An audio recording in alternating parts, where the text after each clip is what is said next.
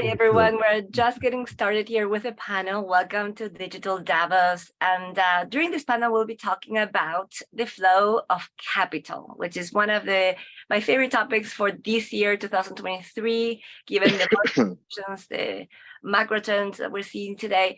And so some of you will be talking about alternative sources of capital and your predictions on the markets, especially when it comes to technology, startups, the VC world, and private investments. But also, as part of this, we will be talking about sustainability and impact and how consumers are also making their decisions to make sure that when we follow money, that the money goes to the right places and to support the companies that are doing good in the planet. So with that, I would love to introduce the panel. My name is Rebeca Hwang. I'm a managing director at Calle Ventures, as well as a professor of practice at Thunderbird School of Global Management. And I would like to welcome Andre Hakak to the panel. Please tell us some information about your organization and yourself. Thank you, Rebecca. Nice to see you. Hello, everyone. I am a student of finance for 33 years. My spirit animal is a frog. And I've been in the credit world for a very long time and very passionate about it. And hopefully I'll be contributing to the panel discussions about integrating finance in today's real economy, and also making a positive impact to the best we can with investments we choose to make. So thank you, Rebecca. Welcome. And Dave, hi, good morning. Good morning. I guess really briefly, I've been a nerd here in Silicon Valley for probably close to 30 years. I started out as a software engineer, then later was an entrepreneur, kind of switched over to the marketing and business side during that period. Worked a little bit at PayPal back in the early days before and through the IPO and subsequent acquisition by eBay. After that, with a little bit of money from the IPO, I started doing some angel investing. This was around 2004 or so. And then later, tried to raise a fund during the middle of the global financial crisis. That didn't work out so well, but ended up working with Peter Thiel and Sean Parker at Founders Fund for a little while. Got to invest in some great companies like Twilio, SendGrid, Lyft, and Credit Karma. And then I started a firm called 500 Startups about 13 years ago. I raised and managed most of the first 4 funds there. We invested in a really large number of early stage companies, over 1,000. And then a few years ago, I started a firm called Practical Venture Capital, because it's not. And we do secondary investing mostly at the fund level. Thank you. And we heard a little bit from Mark at an earlier panel today, but please tell us again your background and what you're working on today. No, with pleasure. Hi all. So today I have a startup, my 6th one, which is called Planet X, and Planet X is involved in some of the themes that Rebecca laid out. Started like Dave in Silicon Valley, was a founder, CEO of General Magic, which is sort of credited these days with being right at the beginning of many of these things that we're now doing, including smartphones. And then spent 10 years in clean tech, focusing on the built environment, cement with no CO2, that kind of thing. And now the two are coming together. Planet X is which I'll describe if you would like me to later, is ESG for consumers, essentially. Bend their spend in the direction of products and services that are good for planet and people. Thank you. Let's start with this big picture approach. Both Mark and Dave have been in Silicon Valley, in the Bay Area now for some decades. So what are some of the patterns that you're recognizing today in 2023 as we have a bit of a downturn? We have gone through this before, and based on that, what are your impressions and predictions on what is to come? Let's start with Dave, and then let's move to Mark. Sure. I guess this is probably the 3rd big downturn that I've been through. 2001 was maybe the first one I experienced when I was working at tech companies, and then 2008 as I was starting my career in venture capital. I wouldn't say this is the same. Actually, probably different from Other times we have a lot of great companies being built, and at least different from 2001, they actually have revenue and customers. But probably the thing that I think we are experiencing is there's a pretty significant overvaluation, or was for at least the last 2 years, maybe even the last 12 years, depending on your thoughts. And a lot of that was driven by low interest rates, and a lot of generous money supply. Some of that due to the recent events of COVID, but some of it due to sort of post GFC events from 2008. So in the process of unwinding that money supply, the interest rates and inflation going up and other global crises going on, we've generally come to a much higher interest rate environment than we've been in for quite some time. And as a result of that, the price of the high-tech companies has come down. And really that's just the future cash flows of these companies being discounted more heavily. That's not necessarily new, but we are experiencing a pretty massive change in what venture capitalists and other people think about how to run and grow companies in that environment. So previously we were in a sort of growth at all costs. Growth is great, profitability maybe not so important. And then pretty quickly, starting maybe about a year ago, that changed to dramatic focus on profitability in the short term, really sort of cutting back on growth at all costs. And that is a pretty difficult thing for larger companies that are getting ready to IPO to adjust to. It's not so hard for small early stage startups to adjust to. But pretty much across the board, we're seeing a significant reduction in valuations, easily 30 to 50% for private companies, sometimes even as much as 60, 70, 80%. And we've seen that adjustment in the public markets. We haven't really seen it complete in the private markets. At least many companies are still holding on to valuations that they had from a year ago. Although generally speaking, probably most of them are only worth about half or less than half of what they were. So that's sort of some of the things. I wouldn't say it's an impossible environment to manage, but we're in a period of adjustment, at least for pricing and valuation and strategy. But there's still a ton of innovation going on and still a lot of really exciting companies being built. And we can talk about that more as the panel goes on. And that's a great segue from Mark, because this is your sixth company you mentioned, and not only recessions have been a great time for amazing companies to be built and to be born, but also we have now this amazing focus on ESG impact and the planet. So could you tell us more about this particular moment in history and why this is a good time to start Planet X? Sure.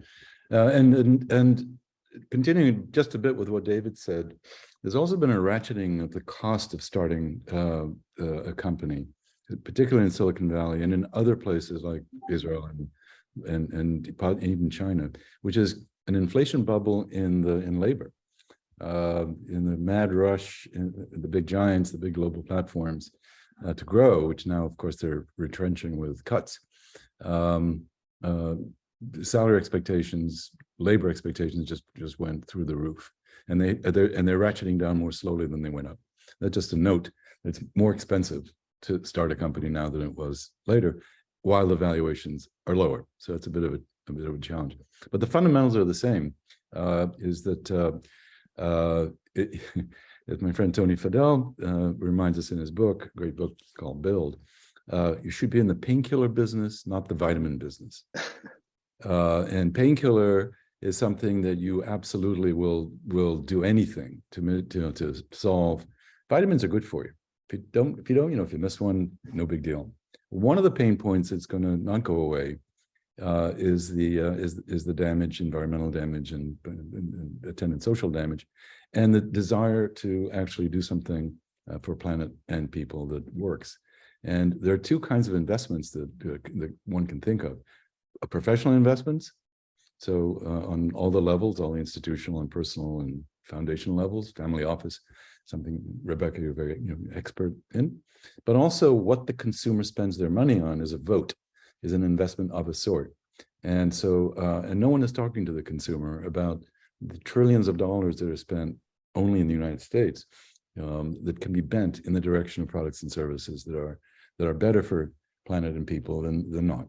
And because there's no signal, there's no market signal. One of the things we've always looked for is market signals to modify behavior.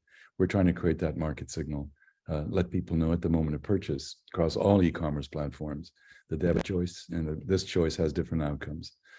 So that's new. That's a painkiller type of a company, and it addresses a particular kind of a need that people have, which is, what difference do I make? The answer is none. There's no difference whether you buy this or that on sustainability. But if it's a movement, if it's a community that's global, it has power. It has lots and lots of purchase power. And if that's directed in a conscious manner, then things will happen at the other end. Brands will notice, companies will change, and we're off to the races with a different cycle.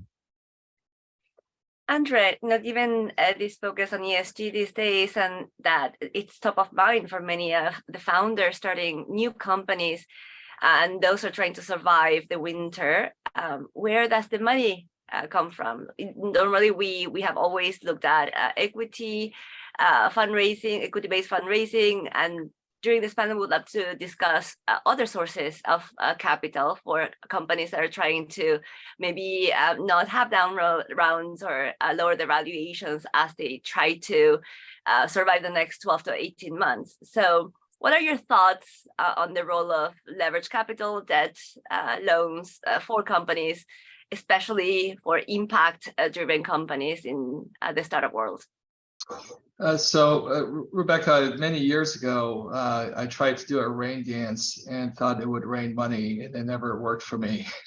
But given the dynamics we're facing in, just dovetailing on what Mark said earlier, we all vote with our dollars. And every day when we all wake up, whether it's the coffee or drink or tea we consume, or the stuff we put in our hairs or socks we wear, we change our decisions into our consumption roughly about 20% a year. And so we're always in the business of change. And with the advent of technology and information, we have expedited our choices quite frequently, whether it's communication with people or product or services. So in this kind of new dichotomy of faster change, yes, there's the need for capital, whether it's the debt capital markets, equity capital markets, financings of various sorts. And there's always going to be money out there to finance good change.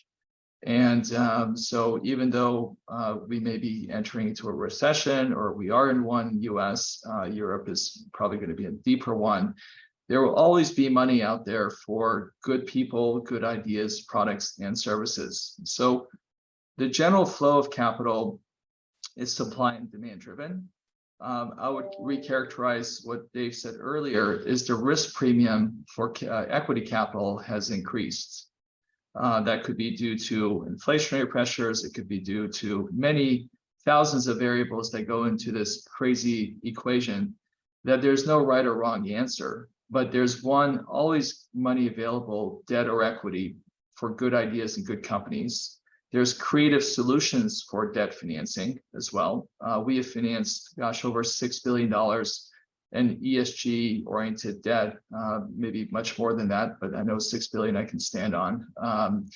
And so we are financing good ideas with good people, and some of them are new businesses. Doesn't necessarily mean that it has to be an old business. I remember we got pitched 15, 16 years ago quite a bit with the evolution of solar technology, which is now not really new technology.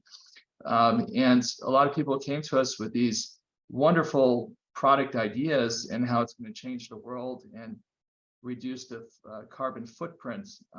However, when we looked at the risk, we realized simply this is equity risk.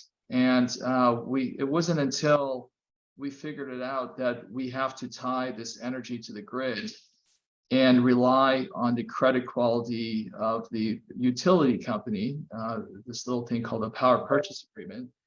And we structured one of the first PPAs financing essentially a new source of energy. Arguably, you could say it's the oldest source of energy, but this new technology into the grid, and we relied on the credit quality of a much better credit counterparty than just a simple solar company. So is that innovative finance? I don't know. It seems logical now, but back then we thought it was innovative. And so those are things that I think as people start to think about products and services and ideas to make the world a better place, there are creative structures and solutions and ideas out there, but it comes down to risk, how much you price the risk, and where do you get the risk from, and can you get creative around the risk? Talking about creativity around this, let's go back to Dave, and you're pioneering the market of secondaries, especially for some investors in the VC space who don't have the patience to wait 10 years. What are some of your thoughts on the evolution of secondaries as we enter this recession and beyond? Yeah, I don't know that I'm pioneering the secondary market completely. That's been around for probably 20 or 30 years, but maybe some different ways to do it in venture. When we use the word secondary, it can mean a lot of things. In the private equity market, that's a very developed industry, probably over $100 billion of secondary that's traded in private equity funds on an annual basis, and pretty well established, folks like Color Capital, Lexington, and others. In venture capital, there's a lot of trading in secondary that happens at the company level, and that's become pretty popular, particularly over the last 5 to 10 years. But even in venture, that's been around for quite some time. What's probably new is trading interests at the LP and GP level in venture and figuring out how to price those. So that's a little bit more complicated than just trading an individual company's stock. In the case of fund interests, you have a basket of assets, and unlike private equity, they tend to be a little bit smaller, not quite as large and established, at least a lot of them. So you have a lot of challenges in trying to figure out what those assets are worth now or in the future, whether or when they will go public and become liquid. And as a result, there's not a lot of trading that happens at that fund level. And so it's very hard to price, and there's not always buyers. That said, there's probably over $100 billion, probably several $100 billion of venture capital interests that get created every year. And looking backwards over the last 10 years, there's probably easily over $1 trillion of illiquid venture capital interests, both at the company and the fund level. So given all the attention that's been happening to venture capital over the last few years, there's more and more interest in figuring out how to make those asset classes more tradable. Venture capital, although it's very exciting from a growth and risk opportunity perspective, funds typically take 10, maybe even 12 to 15 years to complete. And that's a pretty long time for most investors that aren't, professional institutional investors. So recently, over the last, let's say 10 to 15 years, more and more people are interested in investing in venture capital and tech companies at all different levels and in many different geographies. But most of them aren't really aware of how challenging that can be and how long a time frame that can be. So we're trying to help make that easier for people to enter and exit. I guess, again, to a little bit of a joke about the name of our company is called Practical Venture Capital because it isn't. But I think as we see more and more people getting excited about venture and getting into that, and largely I'm talking about the growth of family offices, not just individual investors, they're going to be looking for other solutions and methods on how to get in and out of those positions. Maybe not quite the same as public markets, but at least a little bit more facility in understanding how to invest in companies and funds, and then also how to exit those companies and funds. At the end of the day, you're offering more optionality, right, for investors to be able to have liquidity earlier if that's what they desire. And talking about optionality, I want to go back to Mark. And consumers do want choice, right? And they want data, they want metrics to be able to make decisions that are informed. So I'm curious to learn more about how Planet X is providing that optionality. What is the type of data that you're tracking to be able to educate consumers on their choices? Right, and true. As I said, consumers individually feel atomistic, they feel powerless. So it's about the community. Creating community is exactly what social media is about. the segment within social media that, if you wanted to put a name on it, is social commerce, where there's a combination of voice of your community with values. The values is the rating system you asked about directly.